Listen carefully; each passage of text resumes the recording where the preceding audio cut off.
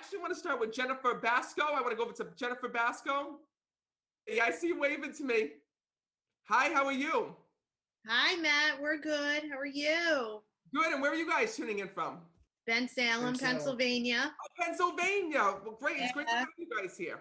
Well, first of all, there's a couple different souls that are stepping forward the moment that I'm connecting. And right away, I have a grandmother with you that's stepping forward on the other side. And also, I have a young male that's stepping forward that passed as well. Where was the young male that departed? Right here. It was my ex. Well, he killed himself. I know. He's here.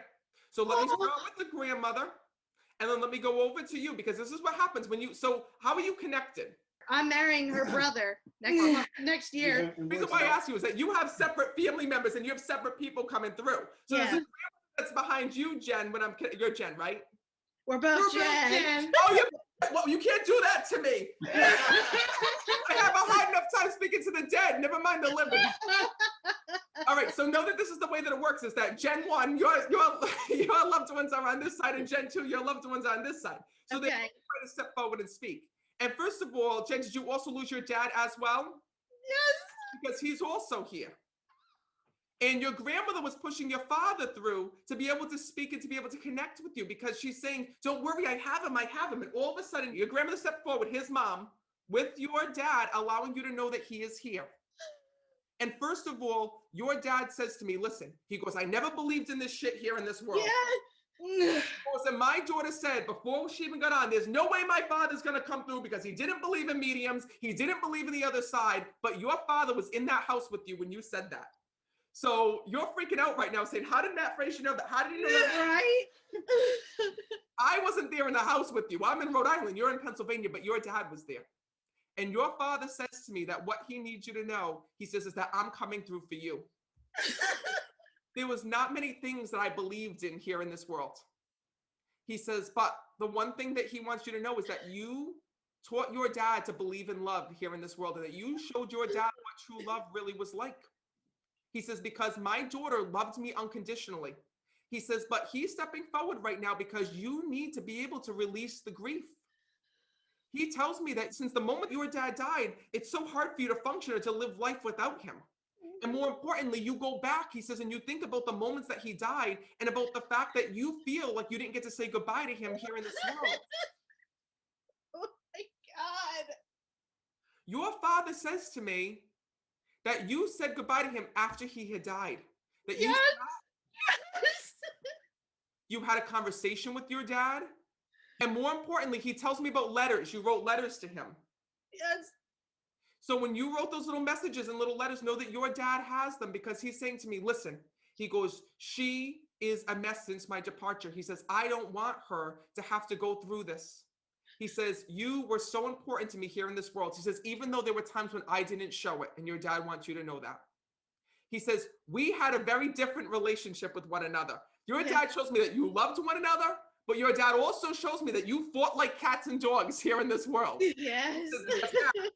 I was hard-headed. She was hard-headed. He goes, and we used to get on each other's nerves. He goes, and there would be times when we wouldn't talk to one another, or we wouldn't speak with one another for a little while, a couple days or whatnot, but then we always came back together. Do you understand that? Yes. But your dad also wants to apologize to you, because he's telling me when I'm connecting with him that he didn't tell you what was going on with his illness or what was happening with him. And you're so upset over that. And you say, Dad, how come you didn't tell me? How come you didn't let me know that something was wrong with you, or that you were experiencing these things? Do you understand that? Yes. So know that your dad's just acknowledging to you and letting you know. Take a deep breath. He says, I want you to know that I did make it to heaven. He says that I'm here and that I am with you every day. He says, never question a thing. He says, no matter what goes on within your life, he says, I want you to know that I'm here and that I'm with you. Your dad just leaned over and kissed you. He says, can you please tell her? He says that I know that she keeps my picture, because he tells me about you carrying his picture around. Yes. He says, you don't need that to feel close to me. He says, all you need to know is that I'm here and with you. And he says to me, our love with one another will never die. He says, but you need to promise me one thing. You need to promise me that you're going to start living life again. Yes. Because your father's telling me, Matt, make her promise. Make her promise. Because my daughter's headed. He says, and she'll get off the phone with you. And then next thing you know, he's like, she'll be all upset and she'll be saying, well, I don't know. I don't know. I'm still upset. I'm still upset. Yeah. Yeah. Yes. 100%. Your father says to me that you said before you came here, if my dad comes through, I'll be able to put it to rest. Yeah. So your dad says to me, listen, I'm coming through right now because I worry about you. I think about you every day. He says, and I don't want you stressing over my passing. He goes, I want you to know that I am right there and by your side. And at the moment that this reading stops, doesn't mean that you stop communicating with your dad. It means that he will be trying to reach you in his own way, and he wants you to know that. All right? Yes. And Jen, the other Jen, I want to come over to you. So that was your ex-boyfriend that passed? Yeah, a couple years, about 4 years ago. And who's this with you? This is my new guy. Okay. Know that your ex is stepping forward. He's also telling me, because they can see the things that are going on in your life, the things that have happened, and you know that he's telling you that it's okay that you're in another relationship and that you're moving on because he's bringing that through. He tells me you feel so guilty every day. And, you know, the fact that you're with somebody new, which, by the way, he's a really great guy, he's telling me. But the fact that you're with somebody new, it's his way of acknowledging to you that you feel every day, oh my God, I feel like I'm doing an injustice to my ex. He says, no, he goes, I was the one who is not just with you. He said, I hid things from you.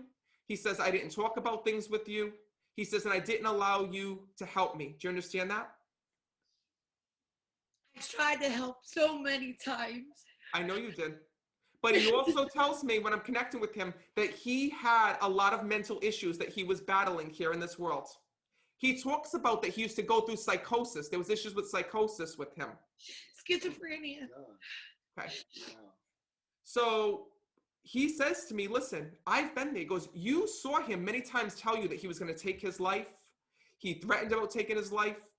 You saw him many times bringing him back and forth to doctors, trying to figure out what was wrong, being tried on different medications, and you didn't run away. You stayed by my side, he's telling me. So he says, you have nothing to feel guilty over. Because So it wasn't my fault that he did it? it was not your fault. I wouldn't lie to you. I'm telling you the truth. Because when your loved ones pass, they can go to the other side. They can see the things that they should have done, the things that they should have changed. And he's saying, it was not your fault.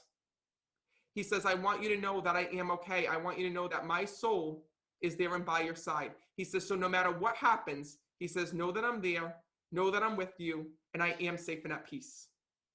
But he says, enjoy your life. Enjoy, he says, enjoy, he's calling me your new husband. Enjoy your new husband. Oh, I always love him. And that doesn't change. He says, I know that the two of you were meant to meet for a divine reason. Oh, wow. So no, it's his way of letting you know, listen, I'm there and by your side. He's still a guardian angel within your life. You gave him happiness here in this world, and now he wants you to be happy. And he wants you to know that anything that's blocking you or holding yourself back, it's time to let it go. Do you understand that? I blame myself, that it was myself that he killed himself. This is what happens, okay? Grief can make us feel I'm the one who is responsible. This is his way of saying, no, you're not. This is his way of saying, don't negate what really happens and replace it with your fears. He says, I do love you. But when I was here, he says, I wasn't truthful, and I wasn't truthful with myself. He says, you brought me to get help. You did all you could. He says, but I should have never done what I did, because he does regret it. Because he wasn't taking his medications. He wasn't doing what he was supposed to. But this is your time to move on, because moving on doesn't mean that you let go of him. It means that he is with you, just in a different way, and that you recognize that. All right, I'm going to leave you with that. I really hope that this helped you all today. Yes, yes.